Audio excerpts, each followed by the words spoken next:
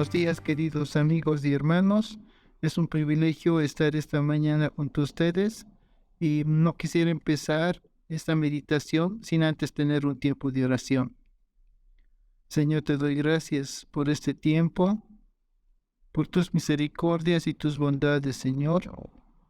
Y te pido que tú pongas las palabras que tú tienes para tus hijos en este día en mis labios, Señor. Te doy gracias por tus muchas misericordias, Padre, por tu amor y tu bondad, Señor. Gracias por este tiempo de compartir con mis hermanos. Te doy gracias en el nombre de Cristo Jesús. Amén.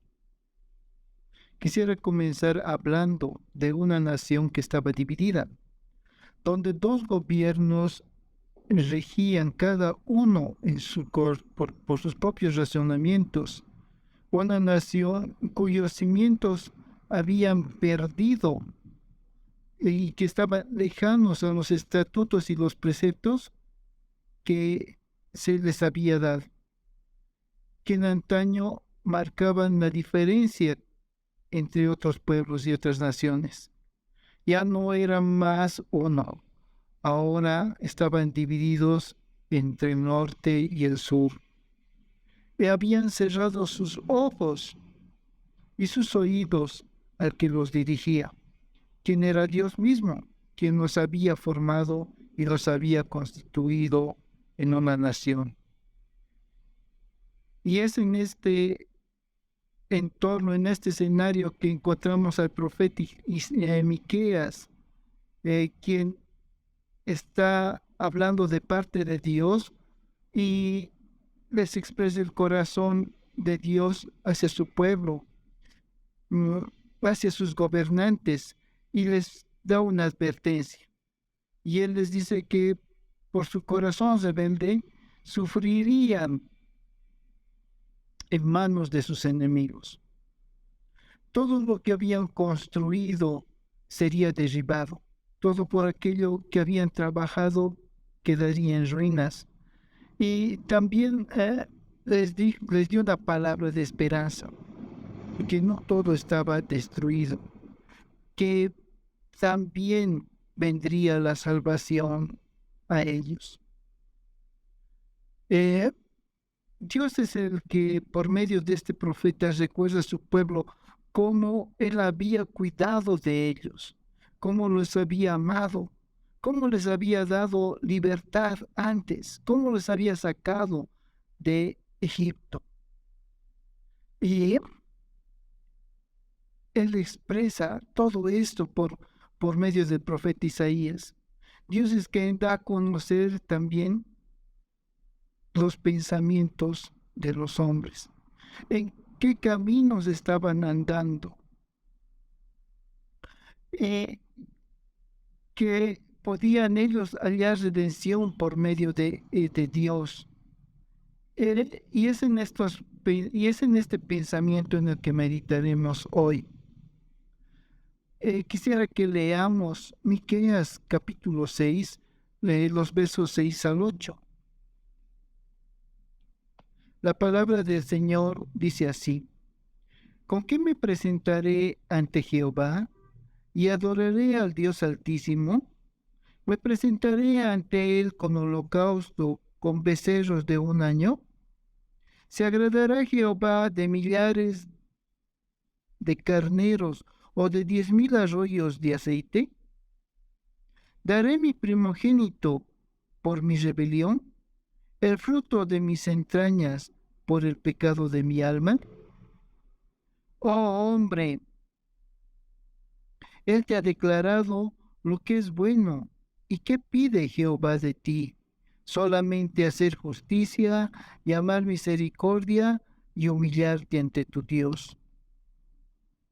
Estas son las palabras de Dios expresadas por medio del profeta Miqueas. El título de la meditación es ¿qué pide Dios de mí? Pero empieza con un ¿qué te daré? El que te daré es la pregunta que todo hombre tiene cuando se encuentra en una situación en la que tiene que retribuir a otra persona por algún favor, algún bien, alguna generosidad que recibe. Esta reacción es notoria por naturaleza, aunque la retribución no sea necesaria, pero hay una bondad la cual no puede ser compensada ni retribuida. Es la bondad de Dios. Y no puede ser retribuido de ninguna forma, con ninguna forma de pago, eh, porque solo podríamos ofrecer lo que creemos tener. Sin embargo, la pregunta sería si estoy dispuesto a dar lo que Dios pide de mí. El verso 6 del capítulo 6 de Miqueas dice: ¿con qué me presentaré ante Jehová y adoraré al Dios Altísimo? Me presentaré ante Él con holocausto, con becerro de un año. Y esta es una pregunta como cuando un hombre entraba al palacio de un rey y decía: ¿cómo puedo entrar con las manos vacías? Definitivamente la costumbre que se tenía en los tiempos de reinado pues era llegar delante del rey con algún presente, con algún regalo, con algo en las manos para entrar en la presencia de ese rey. Y más o menos eso es lo que refleja esta pregunta: ¿con qué me presentaré ante Jehová y adoraré al Dios Altísimo? Y aquí presenta dos opciones con las que él se podría presentar ante el rey. Y una era que eh, sería la mejor ofrenda que podría dar. ¿Y cuál sería la mejor? ¿Un holocausto o un becerro de un año? Y me presentaré con un holocausto. El holocausto es una ofrenda especial, porque tenía se diferenciaba de las otras en un sentido, en que este holocausto era una ofrenda que era consumida por el fuego totalmente y todo quedaba en cenizas. No había ni un sobrante de ella, nada que podía apartarse. En las otras ofrendas generalmente se apartaba una porción para que se pueda usar con otros fines que estaban establecidos en la ley de Dios. Pero este holocausto no era así. Era una ofrenda total en la que no quedaba ni una sola parte que no haya sido consumida por el fuego. Todo quedaba en cenizas. Le daré todo de mí. Es tal vez el pensamiento que podemos tenerlo arraigado. Te daré todo de mí. No dejaré nada de mí. Alguien pudiera estar arraigado este pensamiento, pero ¿cuán reales y sinceros son estos pensamientos? ¿Realmente llega a ser lo que el hombre está dispuesto a dar? ¿O solamente es un pensamiento con el fin de obtener un beneficio propio? ¿Qué te daré? ¿Un holocausto o un becerro de un año? El becerro de un año, por otro lado, era un becerro que tenía un cuidado muy especial.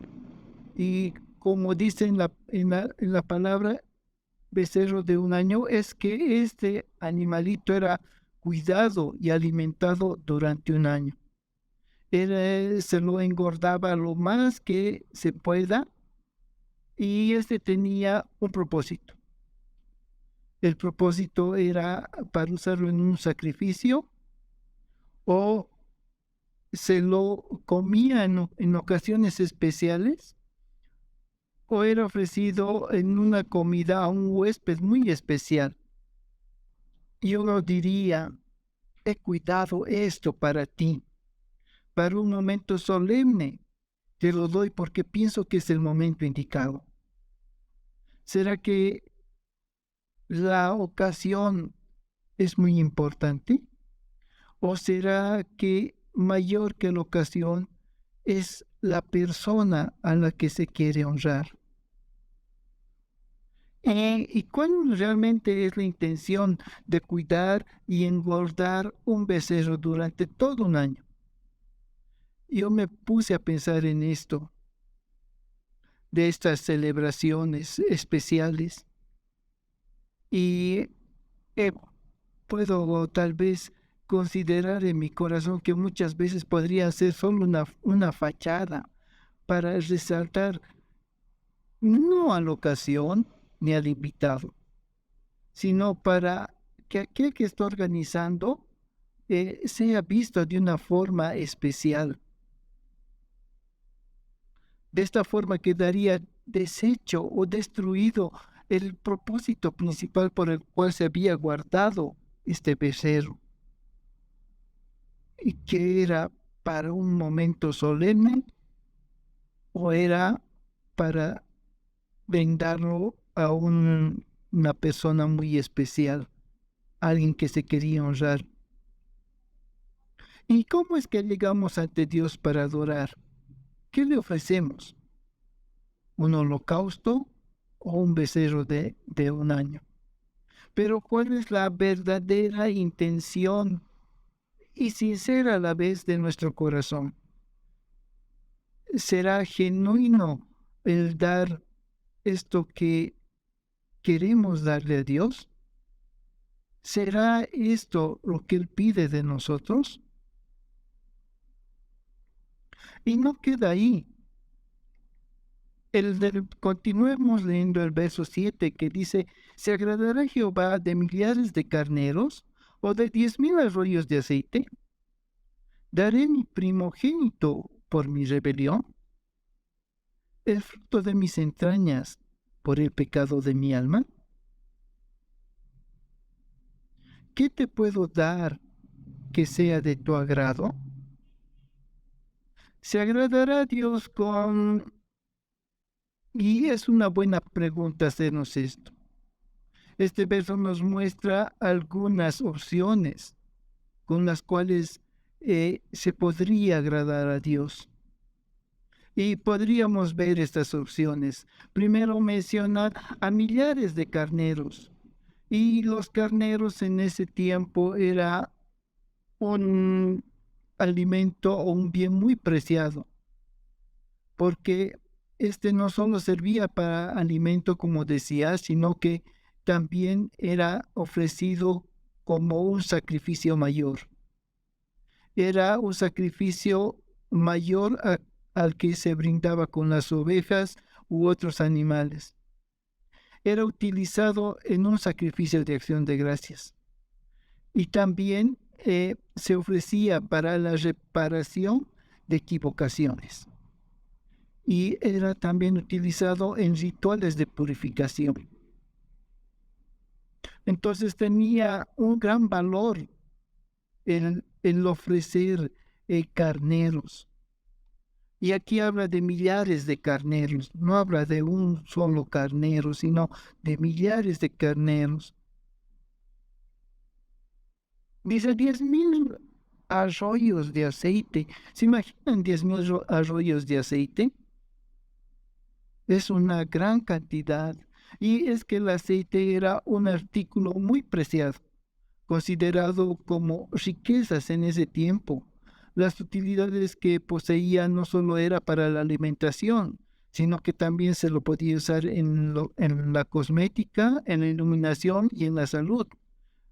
Y tenía varios usos, y por lo cual era considerado un signo de alegría y de riqueza y de felicidad. Entonces eran dos artículos muy preciados, los carneros y el aceite. Estas dos opciones nos reflejan un gran poder económico. Y podríamos pensar que es más que suficiente con qué poder agradar a Dios o a una persona. Es como si dijéramos, tengo lo suficiente como para poderte agradar, oh Dios. Y realmente será lo suficiente estas dos cosas para poder agradar a Dios. ¿Será que Dios se agrada de cosas como estas? Uno podría decir que sí. Pero hay una siguiente opción que se nos presenta, y esta ya no se basa en un poder económico, más al contrario, muestra un estado espiritual pobre y muestra las rebeliones y el pecado que hay en una persona, y que no hay una riqueza física la cual pueda satisfacer el, el, el quitar esta condición. Por lo que se piensa que se puede ofrecer algo mayor a estas riquezas físicas. Y mi primogénito por mi rebelión es la pregunta. Y el verso 7, en la segunda parte dice, daré mi primogénito por rebelión, el fruto de mis entrañas por el pecado de mi alma. Y es que un hijo tal vez es el tesoro más preciado que un padre pueda tener. Y es algo que em, es muy difícil de despojarse de él. Mucho, mucho más si es de tu primer hijo. Pero parece que esta persona ve que su rebelión es tan grande que ve por necesario ofrecer esto. Y considera que el ofrecer a su hijo, que es el fruto de sus entrañas, podría satisfacer el pago por sus pecados, por sus rebeliones. El fruto de mis entrañas por el pecado de mi alma. Parece ser que los holocaustos, los becerros de un año, los carneros y el aceite ya no son suficientes para poder quitar el tormento con el que vivía. Y a pesar esto de disfrutar una vida de muchas riquezas, de muchas posesiones, su rebelión y su pecado era aquello que no podía quitar ni con todo lo que tenía. Sus riquezas ya no bastaban. Ya no bastaban. Pero hay algo interesante en todo esto. Podemos ver que hay un esfuerzo grande del hombre creyéndose autosuficiente, porque él puede basar eh, lo mejor de él en sus riquezas, en sus logros, en lo que obtuvo a lo largo de su vida. Y aún podemos notar un aire de arrogancia, como tratando de mostrar que tiene lo suficiente con que poder pagar para acercarse a Dios. Más aún podemos ver que puede dar a Dios aquello que salió de su simiente, mostrando ser como el amo y el Señor de su vida, y que no le pertenece, y de aquella que no le pertenece, como el de su Hijo, para poder pagar sus rebeliones y su pecado. Sin embargo, nada de lo que es en sí mismo, ni su descendencia, ni su fama, ni su fortuna, lo que obtuvo por él mismo, no logra entender que todo aquello no es por su propio esfuerzo, sino que se debe a la gracia y a la misericordia de Dios. Es pues el esfuerzo del hombre vano, porque solo podemos hacer lo correcto y vivir de una forma libre cuando escuchamos lo que Dios demanda de nosotros. Y no hay otra forma. Podemos pensar en nuestro razonamiento que lo que tenemos pueda satisfacer a Dios, pueda colmar las expectativas y aún pueda quitar nuestras rebeliones, pueda quitar nuestro pecado. Pero este esfuerzo es vano, porque necesitamos escuchar lo que Dios realmente quiere de nosotros. Y el verso 8 de este capítulo 6 es el que expresa esto. Y dice, oh hombre, Él te ha declarado lo que es bueno y lo que pide Jehová de ti, solamente hacer justicia y amar misericordia y humillarte ante tu Dios. Ahora, lo que pide Dios no es lo más fácil que uno pueda dar. Lo que pide de mí es lo que yo quiero dar. La demanda de Dios va más allá de lo que el hombre pueda ofrecer o querer dar a Dios. No pide aquello que uno piensa que tiene o posee. Dios pide algo que nace de Dios mismo, por lo que todo lo demás carece de valor alguno. Vemos tres cosas que pide Dios al hombre en estos versos. El primero es hacer justicia, el segundo es amar misericordia y el tercero es humillarte ante tu Dios. ¿Pero qué es hacer justicia?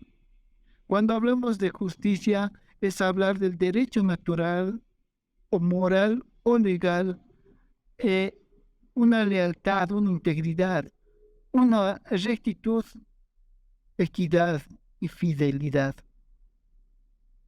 Estos son términos que enseñan lo que a justicia se refiere.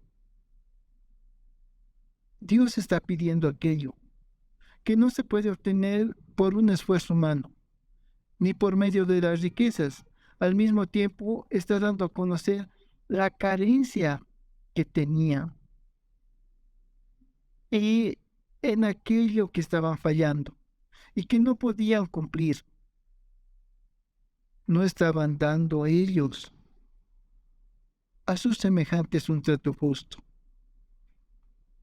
Cuando vemos el libro de Miqueas en los capítulos anteriores, vemos en que ellos estaban andando de una forma en que no eran justos con sus hermanos.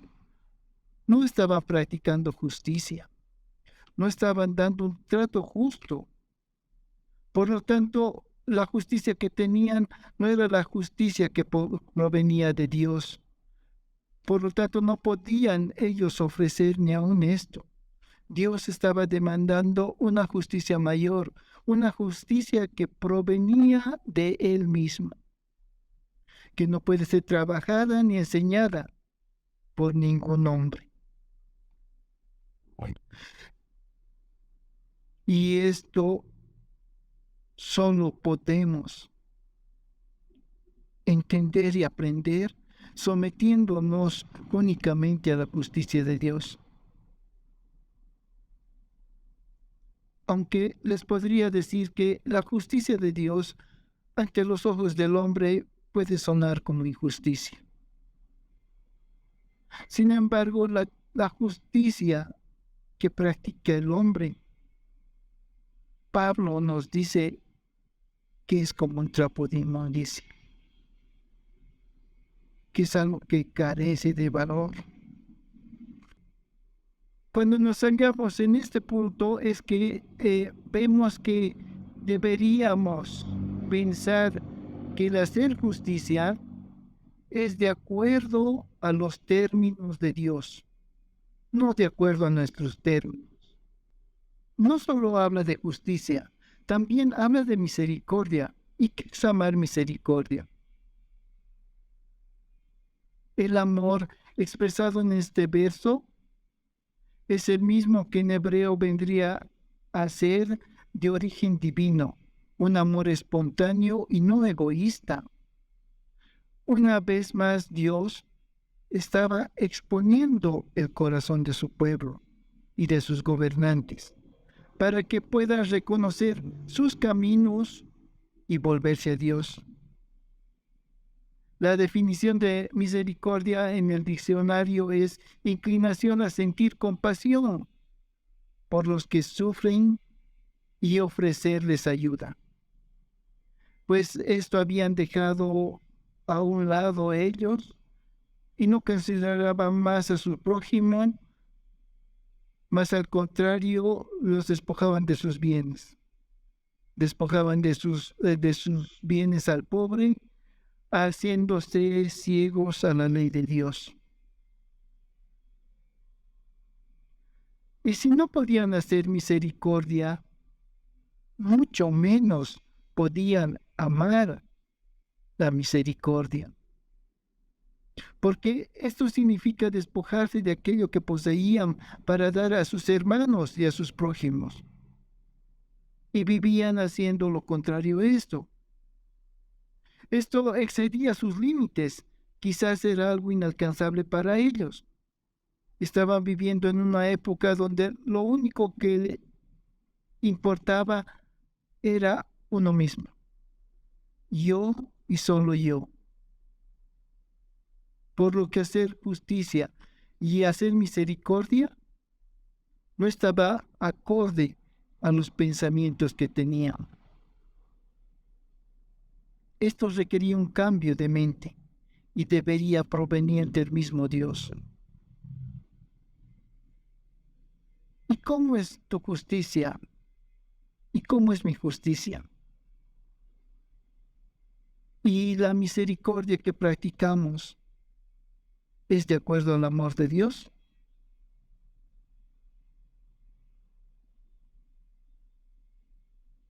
Y hay un punto importante aquí. Dice que es humillarte ante tu Dios. ¿Qué es humillarte? ¿Qué es humildad? Es, podemos decir, de derribar, rebajar, abatir, estar afligido, intimidado, humillado. Y de ahí proviene la palabra manso. Humildad de mente, humillación, sometimiento. Este término humildad se utilizaba y se utiliza más en aspectos de una condición social. Pobrecito ese hombre que vive en condición de calle, o ese mendigo que está en la esquina pidiendo limosna. Pero este verso no muestra esa condición de humildad. Nos muestra una condición del corazón delante de Dios. Y claramente no es la mejor condición en la que un hombre quiere estar. Pues para el hombre lo mejor es estar o verse en lo más alto, en una cúspide, haciendo alarde de sus logros y posesiones y de todo lo que tiene y de todo lo que es. Humillarte ante tu Dios. Humillarte ante tu Dios es reconocer la carencia de Dios en nuestras vidas.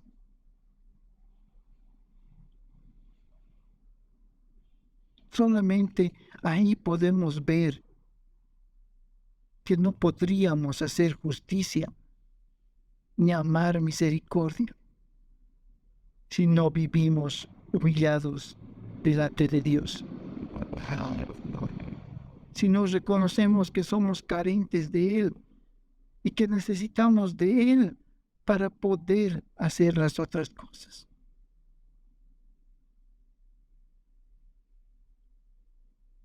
Quiero resaltar algo, y es que el pueblo de Israel no era un pueblo como los demás. Era el pueblo que Dios había elegido, que Dios había escogido con propósitos firmes, no solo para ellos, sino para ejemplo a los demás. Por lo tanto, su gobierno se debía también a Dios. Y la forma en la que estaban viviendo en este tiempo es que habían cerrado sus ojos ante ese Dios, ante sus leyes y sus instrucciones. Vivían haciendo lo malo delante de los ojos de Dios, sin considerarlo. Pero Dios hace algo con ellos en base a su amor y los disciplina duramente. Duramente disciplina a su pueblo. Pero en medio de esa disciplina no los deja sin esperanza, porque Dios es experto para levantar lo que ha sido destruido. Y fue el mismo profeta Miqueas quien habló de la esperanza que se levantaría, no solo para su pueblo, sino para muchos pueblos y naciones. Un día de esperanza llegó. Jesucristo se hizo carne para habitar y caminar entre su pueblo. Y la luz de Dios resplandeció sobre todos ellos. Y nosotros somos partícipes de esto hoy. Y también podemos ver ejemplo que Jesús dejó el mayor ejemplo de hacer justicia, de amar misericordia y de vivir humildes ante Dios. Y Él es el que marcó un rumbo en nuestras vidas. Él dijo, yo soy el camino, la verdad y la vida, y nadie viene al Padre si no es por mí.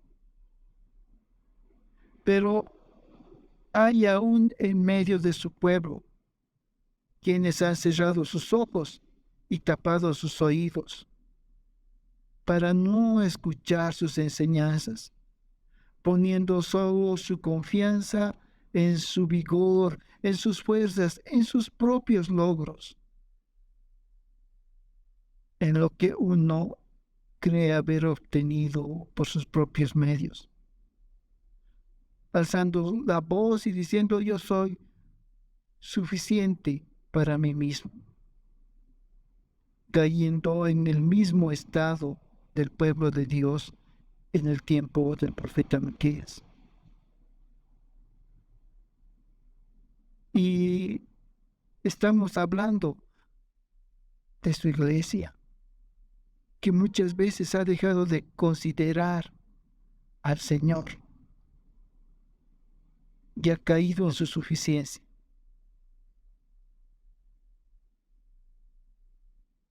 Pero aún hay esperanza.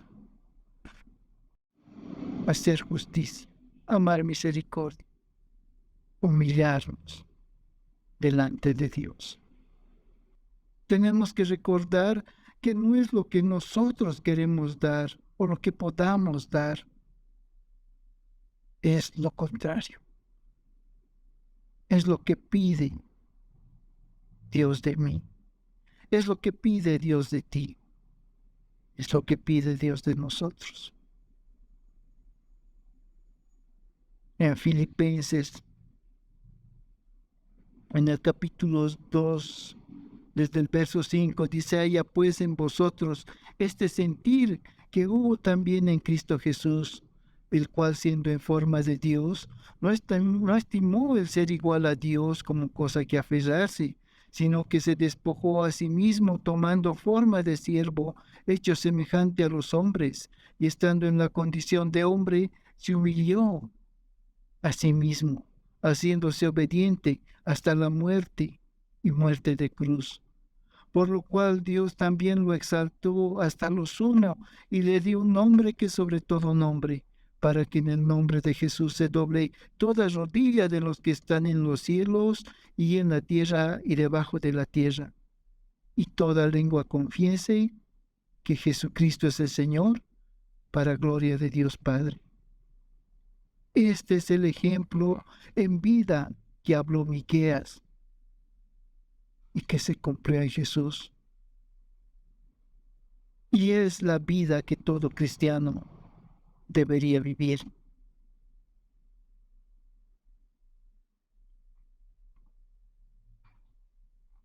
Quizás tú estás en rebeldía y en pecado, alejado de Dios. Jesús te llama a arrepentirte de tu pecado y reconocerle como el Señor y Salvador. Búscalo mientras Él está cercano.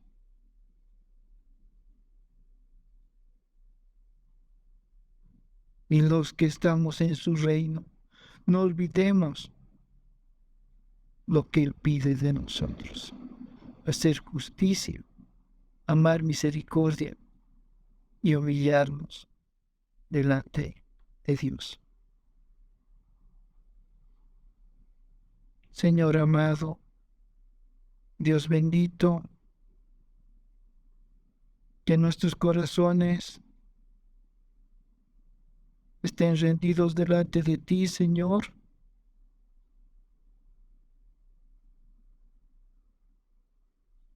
recordando que tú eres lo único que podemos anhelar y tener, que tú eres suficiente para nosotros, Señor. Señor, enséñanos a hacer justicia, amar misericordia y humillarnos delante de ti, Señor. Enséñanos a vivir esto, Señor. Que no dependamos de nuestras fuerzas, de nuestras riquezas, ni de nuestros pensamientos. Haznos una iglesia conforme a tu corazón, dispuesta a vivir, Señor, como tú nos has enseñado.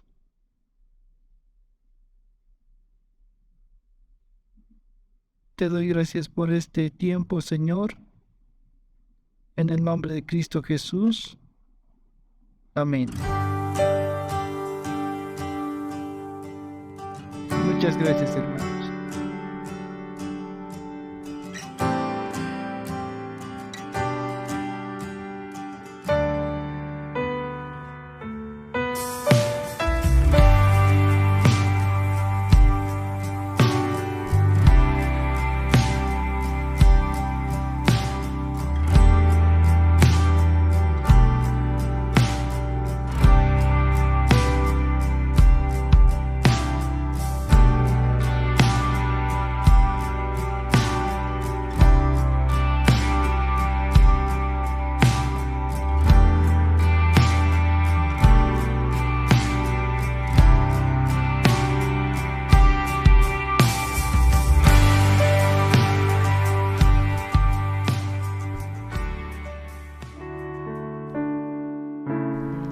Esperamos que el mensaje de hoy haya sido de bendición para tu vida. Si necesitas consejería o apoyo en oración, por favor no dudes en contactarte. Escríbenos a los siguientes números de WhatsApp. En la Ciudad del Alto, al número 719-05-791. 719-05-791. En la zona central, al número 732-11354. 732-11354. En la zona sur, al número 75 25 70 56. 75 25 70 56. Que Dios te bendiga.